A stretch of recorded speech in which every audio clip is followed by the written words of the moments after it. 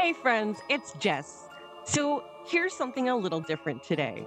Before I became this skeptical science nerd you see now, I was actually dun dun dun pagan. Yep, I was that person with the candles, the tarot cards, the moon rituals, the whole shebang. And looking back, some of the stuff I believed is honestly kind of wild. So today I thought I'd share with you my top 5 pagan things I used to believe. Partly to laugh at myself, but also to show just how easy it is to fall into magical thinking when you're searching for meaning. Let's get started.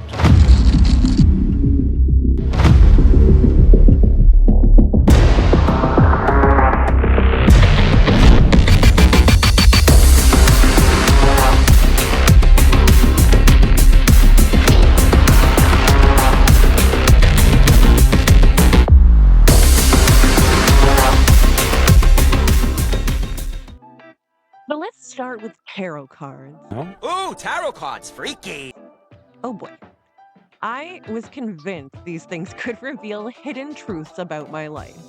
Like I'd shuffle the deck, pull a card, and somehow, magically, the universe was talking to me through a piece of cardboard with a drawing of a sword on it.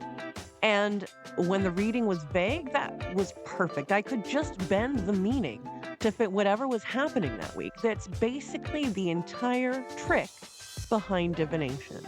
You interpret symbols so loosely that they always seem right. It's called the Forer effect, where people believe vague statements are personal and accurate when really they could apply to literally anyone. So when I was pagan, I thought the cards were guiding me. Now I realize the cards were just reflecting back whatever I wanted to hear. Next up, spells. Funerary incantations and demon resurrection passages. Yep, I used to think that lighting candles, chanting, and mixing herbs in a jar could actually change reality. Like I was out here with my dollar store candles thinking I was bending the laws of the universe. And look, it felt powerful. It gave me a sense of control, especially when life felt unpredictable. But the truth is, the only thing those spells ever changed was me. The act of doing them gave me comfort, helped me focus, or just made me feel like I was doing something. So yeah, spells aren't magic, but they do kind of show how rituals, even silly ones, can trick your brain into feeling like you're in charge. Okay, so this one's a little embarrassing. I used to believe in fairies. It's fairy magic. Like actual nature spirits, I'd leave offerings outside, like little bits of food, flowers, thinking I was building goodwill with unseen beings.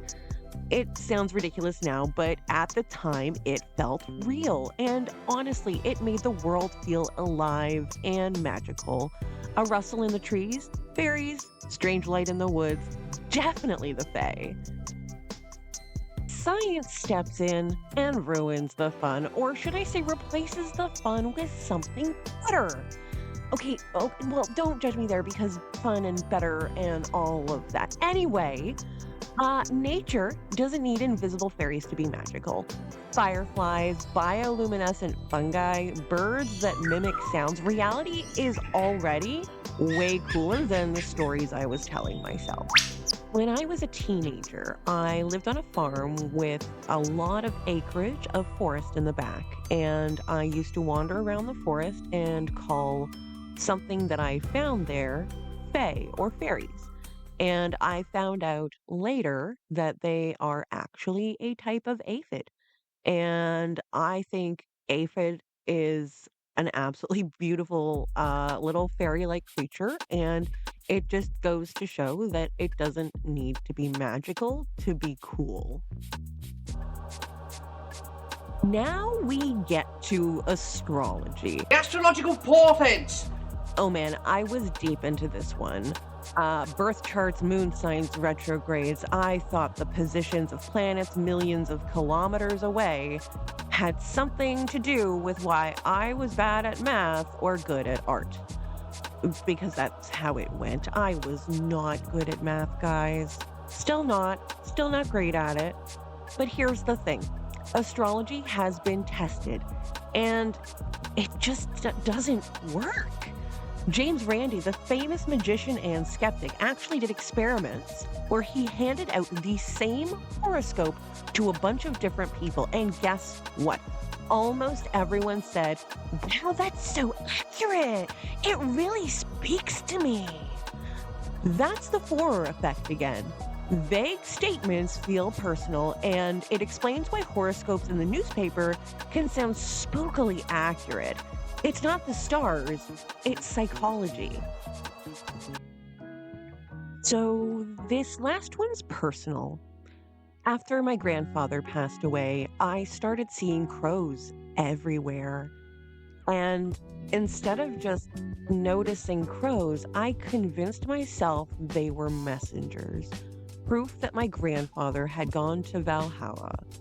In my head, he was no longer just my grandpa. He was a warrior seated with Odin, feasting in the Great Hall. And honestly, the idea gave me comfort. It made grief feel like part of some bigger epic story. But here's the thing. I was basically writing fan fiction about my grandfather's death. The crows weren't carrying messages from the gods. They were just crows. And you know what? That makes them even cooler because crows are incredible. They recognize faces. They bring gifts. They mourn their dead. They don't need to be spiritual messengers to be special. They're amazing just by being what they are. Thanks for hanging out with me for this little trip down memory lane. If you like this video, give it a thumbs up, hit subscribe if you haven't already, and let me know in the comments what's the weirdest or most magical thing you used to believe. Be seeing you.